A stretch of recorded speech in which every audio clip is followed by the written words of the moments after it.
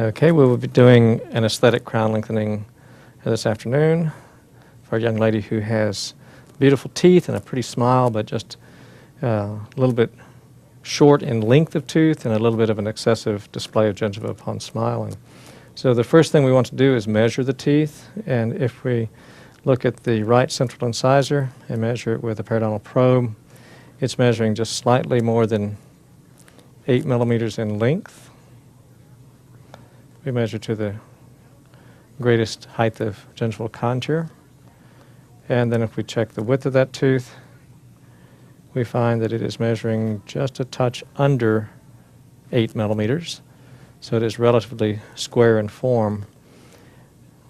The left central incisor, again measuring to the greatest height of contour, is approaching 9 millimeters in length. It's slightly higher because the gum arcs a little bit higher at the distal aspect, but it's measuring something under 9 millimeters in length and approximately something under 8 millimeters in width, like the adjacent tooth.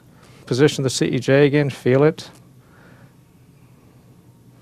and it feels like it's about 2 millimeters below, so I can come on the surface and make a mark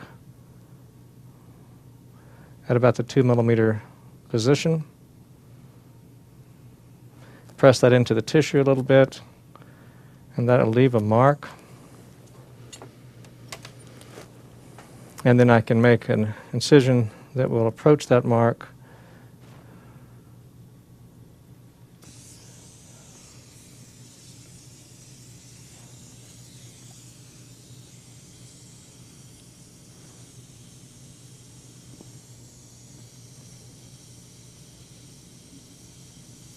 You can see the beginning of the incision. If I go back this way, I'll show you. Well, let me go back here.